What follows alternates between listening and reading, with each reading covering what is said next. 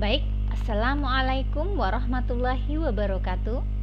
Berjumpa lagi dengan saya Supiani pada pelatihan online membuat makalah best practice.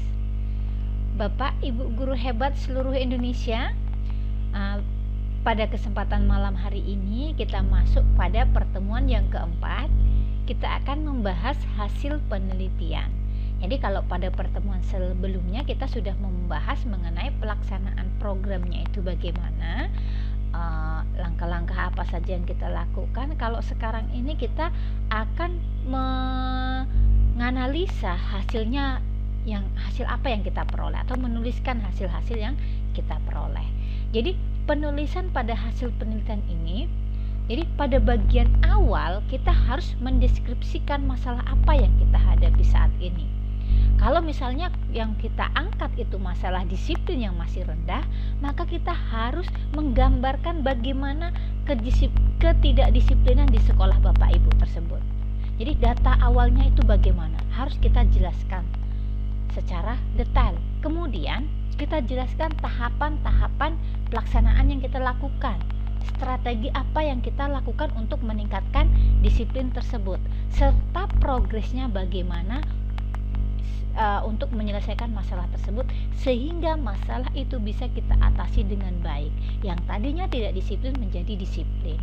Kalau tadi menggunakan budaya malu, bagaimana pelaksanaannya itu harus jelas tahapan-tahapannya. Strategi yang kita lakukan kita harus jelas supaya seandainya dijadikan referensi untuk orang lain itu akan tahu langkah-langkah apa yang akan kita lakukan.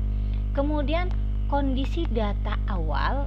Setelah dapat data awal, kita gambarkan lagi apa yang kita lakukan atau tindakan yang kita lakukan, kita bandingkan dengan kondisi akhir. Berarti harus kita gambarkan dulu kondisi akhirnya bagaimana, baru kita bandingkan apakah ada peningkatan. Kalau misalnya tadi niatnya untuk meningkatkan disiplin, kan harus ada peningkatan disiplin baik siswa ataupun pada guru, tergantung sasaran kita tadi. Kemudian mungkin bisa kita sajikan gambarnya ini dalam bentuk foto, ya, misalnya foto-foto kegiatan kita, menerapkan budaya malunya gimana, atau kita fotokan bagaimana saat kondisi mereka tidak disiplin, mungkin datang terlambat atau apa.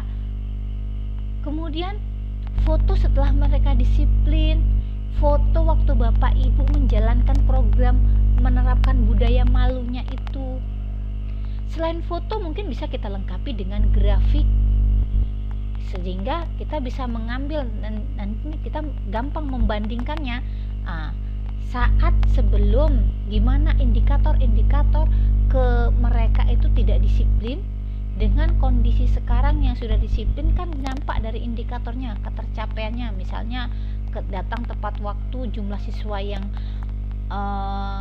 terlambat, kan seperti itu. Bisa kita kita tampilkan dalam sebuah grafik supaya nampak perkembangannya itu. Kemudian bisa juga dalam bentuk tabel data. Kemudian kita deskripsikan dan analisis, ya.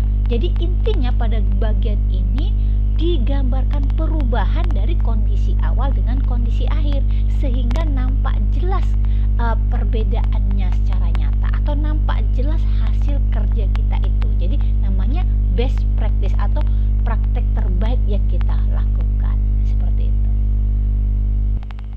Jadi itu saja pertemuan kita malam ini. Kalau ada yang masih perlu dipertanyakan atau perlu kita diskusikan, silahkan kita diskusikan di